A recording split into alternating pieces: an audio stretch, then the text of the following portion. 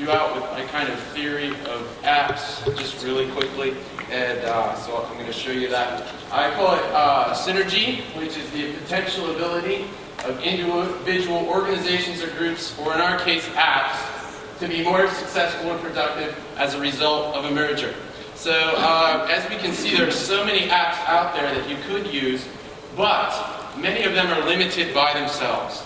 And so I find that it's best to find a couple of apps that work well together, and you can do so much more than you would be able to do if they were alone. And here's my little picture example to everyone. I'm a child of the 80s, and if you're familiar at all with the 80s, this was a very popular cartoon. Similar, think Transformers if you grew up in the 90s and later, but very popular cartoon where there were 5 robots, and they were all these lions. And when they had a terrible enemy or the worst enemy they could find, they would come together and form Voltron. So this is kind of my theory of apps, or my way of thinking about apps. So I thought I would put that into picture form. Well, what I would like to show us today is how to make audiovisual lessons really in 2 minutes to be able to post on your Edmodo, Facebook, email, whatever you would like to do, because how many of us know that explaining something once in class is usually never enough? And for one student who asks you a question, there are probably 5 or 6 who weren't willing to put themselves on the line and ask that question. I've had that experience many times. I teach at an IEP, and so depending on the cultural background, there is a reluctance if some students do not know the answer. So this gives us a good solution, a low, and a way where students can go later and learn what we've already showed them. And so I want to really encourage us to do that, and I'm going to use 2 apps together, so that's why I showed us Voltron. So, and actually there was a typo. What we were really looking to say was Doodlebug, so I apologize for that. But Doodlebug is a drawing app. A drawing app, an art app, very simple interface. No problem. You can import photos. You can put any kind of text you want into it, and that's really why I like it, because that is one limitation of the other app I'm going to show you. So what I'm going to do is, since we're in the city of brotherly love, I'm going to bring up a picture of this city here and begin to use that. So I bring up the picture, and I can manipulate this picture in many ways. I can draw on it, I can do all of these things, and this is very similar to many other apps. There's many out there that can do this, but this is the one that I've chosen for today. So I hit the text feature, I bring it up here, and let's say I'm teaching my students about compound nouns. In my classroom, we're very focused on many of these pronunciation things and their level of pronunciation and where the stress goes. So let's say I put this, the yellow color probably wasn't the best choice, sorry about that, okay, but I put this up there, and I click on there, and I can save it. So I save to my photo album, okay, save to my photo album, and then I leave Doodlebug, or Doodlebug, excuse me. So whatever you do to manipulate a picture or text, really the strength here is the text. And so whatever you do to manipulate it, you can save it to your photo album, obviously. And then what I do is I go to ShowMe. ShowMe is probably my favorite type of app like this. There are others that are very good, but ShowMe is my favorite. Sorry, in the middle one is one that my daughter and I did together, so that's not to instruct anyone. But if I want to create a new one, I'll just go into my photos, and I can choose a photo. The strength of ShowMe is that I can choose a photo for my photo album, or I can search on the web, which is not available in the other platforms that are similar to this. So I can search for an image, or I can get it from my photo album. I'm going to take it from my photo album. I'm going to take the one I just did, and I can rotate it. I can make it bigger, smaller.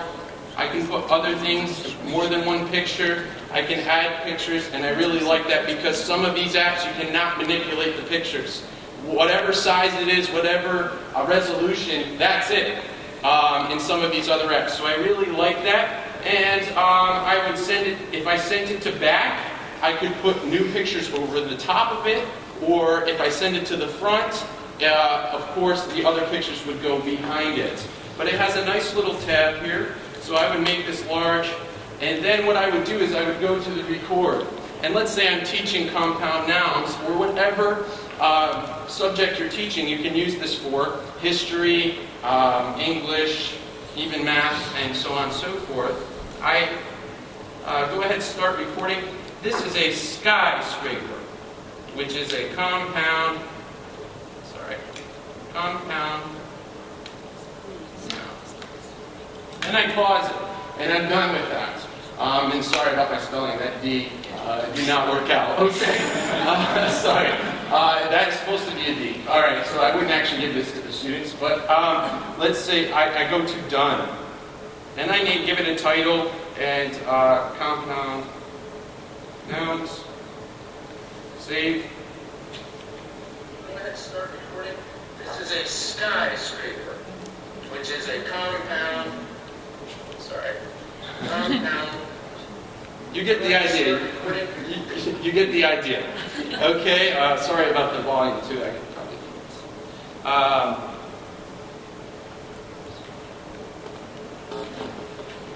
okay, so you guys get it. But now, when I click this, I can make it public or private.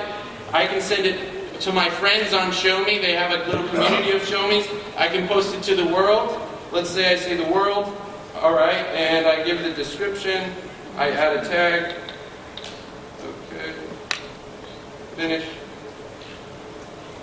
It's going to upload, and then it's going to give me an opportunity to share it. Facebook, Twitter, email. I can embed it in a website. I can embed it on Facebook. I can do any of these things. And you can see the kind of endless possibilities here, not only for you to teach it, but if you have students with iPads, they can use it to actually create presentations. So why not mix up the whole presentation scheme, and instead of having a student stand up there for one of their presentations, have them give a show me that you post on a group blog or Edmodo and present that in that way and really focus on their speaking skills as opposed to that kind of anxiety that might come from a presentation standing in front of people.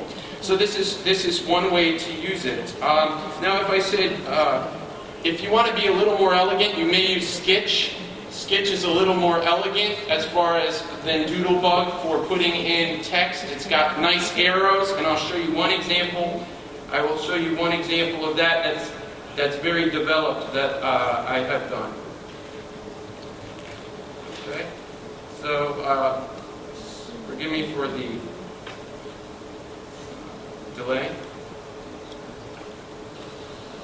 Okay, so we're going to do some quick mountain vocabulary. This will go along with the picture vocabulary that I put on my website, esolcommando.blogspot.com. But this is the pronunciation of all the words, okay? So hopefully this will help you in your listening and speaking. Here we go, we'll start at the top right. We have treetops, compound noun. Two nouns put together with the stress on the first noun. The second one we come down to sunlight. You guys get it. So basically, you can do so many things with this app. There are others out there. This is my favorite because of its possibilities with importing pictures from online and doing all these different types of things. So again, you can see we use two apps together to make one app better. The text feature is not available in ShowMe, so that's really why I use Doodle, Buddy, and Sketch in order to insert text. Nice, clean text. This one was made with Sketch, so I just want to encourage you to use this in multitudes of ways. You can use it as a teaching tool, you can use it for students as a presentation tool, and you can do just so much with it. So I just want to encourage you to explore. It's very easy. You can make ones very easily without having to do all of this. Just writing on it is fine. But again, it gives them the visual and the audio, and they can access it outside of class, which lowers that anxiety factor of lifting your hand and getting the answer wrong. And you can create customized vocabulary maps with pronunciation it just becomes a really, really useful tool. So if there's any questions, I can take some. Only stills can be imported, no video clips? No, because it's got the ability to do video in itself, so it would be, it's not available to import. So you can use the video function with the iPad and No, you can't put like a video in here and then comment on the video, unfortunately. Yes? For example, the students have this at home, and they were studying for it. Yes. And they were going through and they went, oh, I want to get this right, can you stop it and go back? Yes, you can. So I can move around the presentation. It has, if you see on the top, it has a little time bar, almost like a YouTube video. So also they're developing, I'm kind of working with the developers a little bit to give them hints on what things could be better. They're developing a way where you can chop it in half or cut it into segments if you do a really long one and chop it into smaller segments. So this is a very exciting new feature they're going to work on. So. Just with Doodlebug and your skyscraper text was yellow, can you go back in now and edit that and make it another color? Once it's saved, you can? Let me see this. Doodlebug, again, this is why I also said use Sketch, because Sketch is much more editable. You can take the text out, let's say I say evergreens with an A, and I spell it wrong, you can take the text out very easily. Doodlebug is not so user-friendly like that. So actually, when I first proposed this presentation, Doodlebug was the one I was using the most. At this point, I'm using Sketch the most, because you can make nice arrows and the text is much more elegant, in my opinion. So I would encourage Sketch, if you had to choose. How do you spell sketch? Sketch with an I. So I'll show you. Right there on the bottom with the heart, the little heart. And actually, if it's okay, a colleague of mine has some little cards where you could download a presentation that I gave with the iPad apps that I used. So she's going to hand those out, and then any other questions. And it has a QR code, so if you want to click the QR code, you can bring up my iPad presentation from your iPad. And it also has my blog, email, and contact. Did you do the video recording? Did you do the video recording is in ShowMe. ShowMe. So ShowMe is the place to record. Yes. I imported it in, but to actually make the clean text, you could do it, just bring a picture into ShowMe. But the problem is you can't bring text into ShowMe unless you use another app, which is kind of a thing that I'm trying to get them to change. I'm working with them to keep encouraging them to do that so you can just stay in ShowMe. Yeah. Thank you very much. Thank you.